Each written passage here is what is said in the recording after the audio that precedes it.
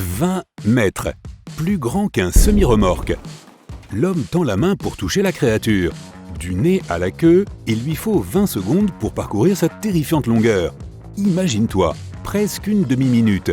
Cela fait un paquet de temps pour faire courir sa main le long d'un truc avec un cœur qui bat et des yeux noirs qui te fixent. Toi, un minuscule petit morceau de viande, quoi. Il marche un peu plus lentement que d'habitude, bien sûr. Son cœur bat dans sa poitrine. Ses dents sont aussi grandes que sa main. Et ses énormes mâchoires, mon Dieu, si tu te tenais debout dans sa bouche, il te faudrait un ami debout sur tes épaules pour en toucher le sommet. Ce monstre est l'animal de compagnie de cet homme. Comme un poisson rouge, quoi, mais juste un peu plus grand. C'est juste un mégalodon. Tu réalises ? Ce requin géant a terrorisé les océans il y a environ 20 millions d'années. Pendant 13 millions d'années, cette bête de 60 tonnes a dominé les eaux chaudes de notre planète. Cependant, il y a encore des gens qui pensent que le meg vit toujours dans les parties les plus reculées et les plus profondes de l'océan. Toi, tu t'es toujours intéressé aux anciens requins. C'est pourquoi tu es devenu un chasseur de fossiles. En plus, cela paie super bien. Ces énormes dents de 18 cm peuvent rapporter des milliers de dollars. Ces dernières années, tu as voyagé dans le monde entier à la recherche de ces fossiles et tu as bien gagné ta vie. Récemment, un de tes vieux copains t'a parlé de cette petite ville où les mineurs locaux ont découvert des gisements entiers de dents de mégalodons.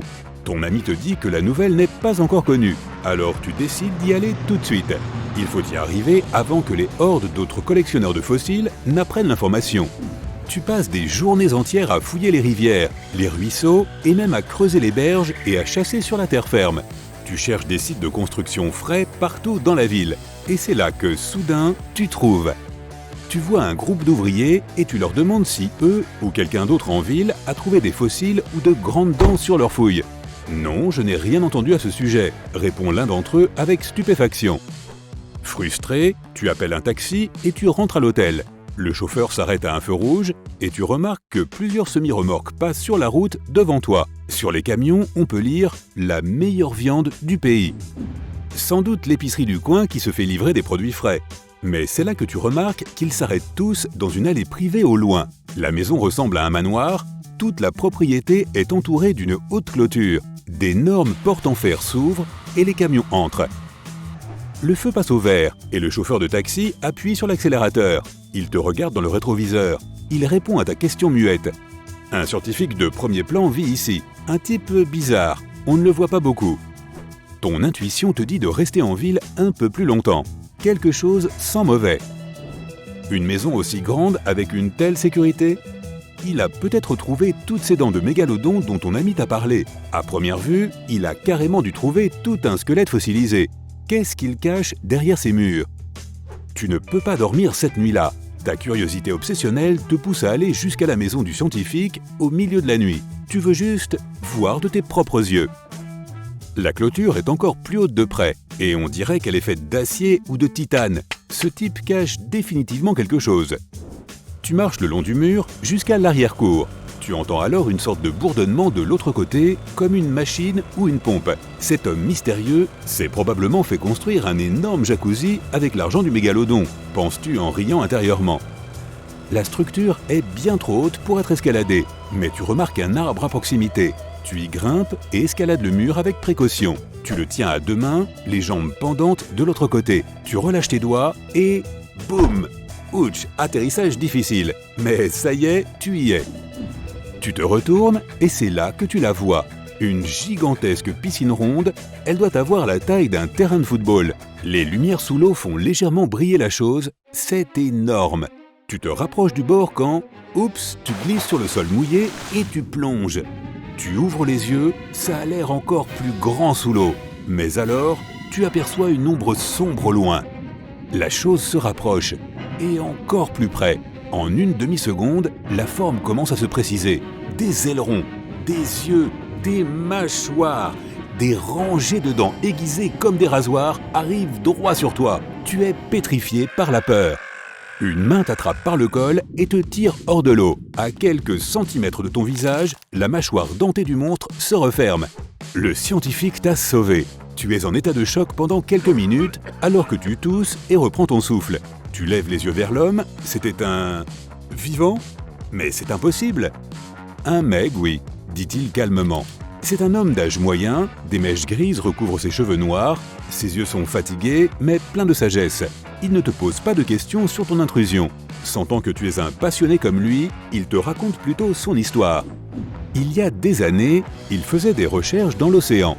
C'est alors qu'il a trouvé un requin gravement blessé, pris dans un filet de pêche. Il fallait l'opérer, alors il l'a ramené à son laboratoire et l'a soigné. Alors que le spécimen était en train de guérir, le scientifique a réalisé qu'il ne s'agissait pas d'un requin ordinaire, c'était un bébé mégalodon. Il savait qu'il ne pouvait pas le libérer et il ne pouvait le dire à personne non plus. Le requin ne pourrait jamais mener une vie ordinaire si cela arrivait, alors il l'a gardé. Mais au fil des ans, le bébé déjà grand a bien grandi. 3 mètres, puis 6 mètres, 9 mètres et le double. Le premier problème qu'il a rencontré était la taille de la piscine. Les requins ont toujours besoin d'être en mouvement, donc une chose était évidente, la piscine devait être ronde. Si un dauphin a besoin d'un espace de 7 mètres par 7 mètres et qu'il fait 1/10 de la taille d'un méga, alors cette piscine devait avoir un diamètre d'au moins 70 par 70 mètres. Oui, un peu comme un terrain de football. Ta première estimation était juste. Pour pouvoir pomper de l'eau, le scientifique devait construire une maison près de la mer. Mais les villes côtières sont généralement surpeuplées. Trop de regards indiscrets. Il te fait un sourire malicieux. Il a donc fait construire un système d'eau élaboré sous terre. Il s'étend sur des kilomètres, assez pour qu'il puisse rester assez discret, mais suffisant pour trouver aussi les 4 millions de litres d'eau salée dont il a besoin pour remplir la piscine. Mais le sujet le plus compliqué, c'est l'alimentation. Lorsque le mégalodon parcourait les mers du globe, il se nourrissait de gros poissons, de baleines et même d'autres requins. Pour garder un mégalodon à la maison, il fallait, en plus de beaucoup d'argent, des tonnes de viande, environ 1100 kg par jour. C'est la taille d'un taureau adulte. Voilà pourquoi il devait faire expédier la viande par camion. Le mégalodon était un poisson très actif. Il était toujours en mouvement et en train de chasser. Pour l'empêcher de s'ennuyer, le scientifique devait donc accrocher la viande à un gros poisson mécanique. Le robot nageait autour de la piscine et le meg essayait de l'attraper tout le temps. Ses dents laissaient des marques visibles sur le métal. Lorsque le robot était trop gravement endommagé, le scientifique le sortait de la piscine et le réparait. Et puis tout recommençait. Mais maintenant, je comprends qu'elle doit retourner d'où elle vient. Ma famille et moi avons même appris à l'aimer comme un animal de compagnie au cours de ces 15 années. Mais je dois la laisser partir. Peut-être que tu pourrais m'aider. L'opération a nécessité une sacrée planification sur plusieurs semaines.